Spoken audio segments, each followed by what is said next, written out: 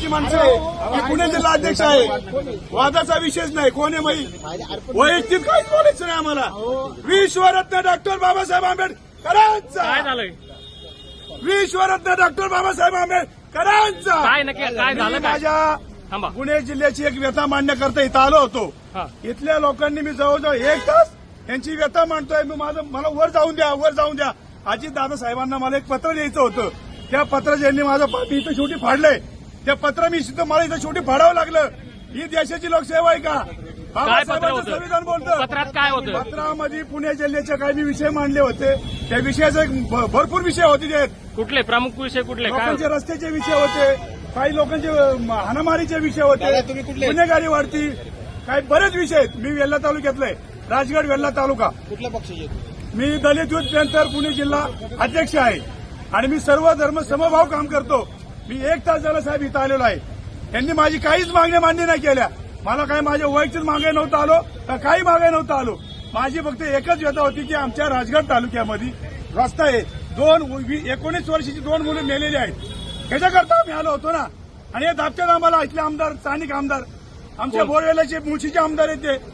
मी काय माझ्या घरचं काम करायला आलतो का? एकच सांगतोय, संविधानाने चालणार आहे. सर्वश्रेष्ठ संविधान आहे. सर्वश्रेष्ठ कायदा आहे. म्हणून मी दादांना भेटायला आलतो. माझ्या घरचं काम होतं का? माझं नाव विनोद निवृत्ती गायकवाड, पुणे जिल्हा दलित युथ पॅंथर अध्यक्ष. जवी साहेब नामदेव ढसाळ साहेबांचा मी कार्यकर्ता आहे. आम्ही तळागाळातली माणसं आहोत.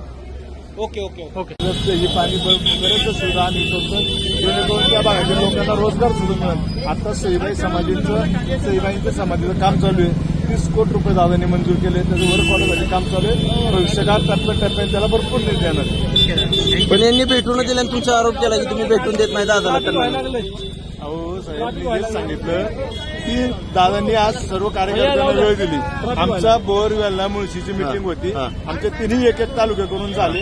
आता खडकवासला चालू आहे. ते वेल्ल्याचे आहेत, ते आता आले. अच्छा. आणि अचानक खडकवासला बसले तर लोकांनी नक्की घेतली. त्याची कामं त्यांनी सांगितलं.